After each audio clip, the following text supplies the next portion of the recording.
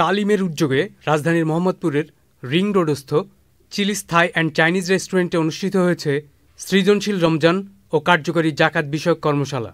কর্মশালাটির শিরোনাম রাখা হয় প্রোডাক্টিভ রামাদান অ্যান্ড ইফেক্টিভ জাকাত।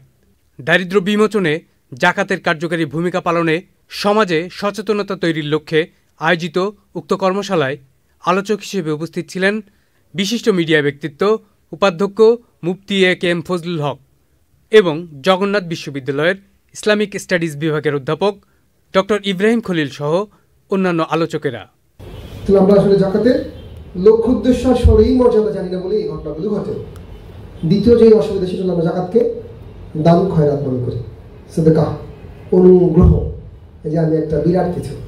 রাসূলুল্লাহ সাল্লাল্লাহু আলাইহি ওয়াসাল্লাম বলছেন যে কিয়ামতে কয়েকজন লোকের হিসাব আগে হবে, পানিশমেন্টের হিসাব আগে। তার মধ্যে প্রথম তো শহীদ, তারপরেই দানশীল।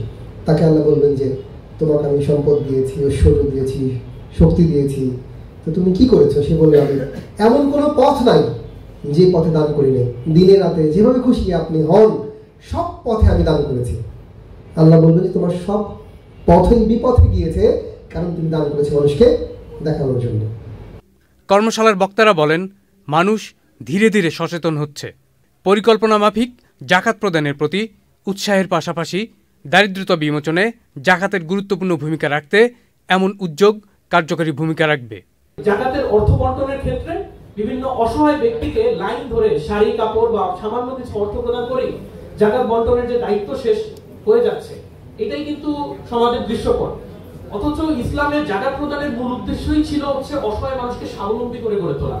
এভাবে জাকাত প্রদান করা কি ইসলামের মূল উদ্দেশ্যের সাথে সাংঘর্ষিক হচ্ছে কিনা আপনার দৃষ্টিকোণে আমরা 2 মিনিটে শুনবো। এবং যেই শাড়ি রঙিগুলো দেওয়া হয় সেগুলো আবার এমনই পিনপিনে যেটা আসলে কারো গায়ে দেওয়ার উপায় থাকে না।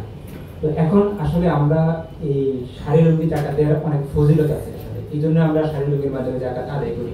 তবে এইভাবে যে আমরা জাকাত দিয়ে থাকি, এর মাধ্যমে মূলত যেটা করে থাকি সেটা হচ্ছে এই যে মানুষ লাইন ধরে আসতেছে তাদের সাথে আমরা এক ধরনের অপমানজনক আচরণ করে থাকি। মানুষ হিসেবে যে মানুষের মানবিক মূল্যবোধ সেটাকে আমরা অপমান করে থাকি। কারণ এই যে অনেকগুলো মানুষ আসতেছে, ইসলাম বলতেছে যে জাকাত হচ্ছে ধনীর সম্পদের দরিদ্রের অধিকার। সমাজ সচেতনতামূলক এমন উদ্যোগের ধারাবাহিকতা বজায় রাখতে সচেষ্ট থাকবেন আশা প্রকাশ করেন তালিমের সংগঠকরা। সাইজুমান দীপু, চ্যানেল আই।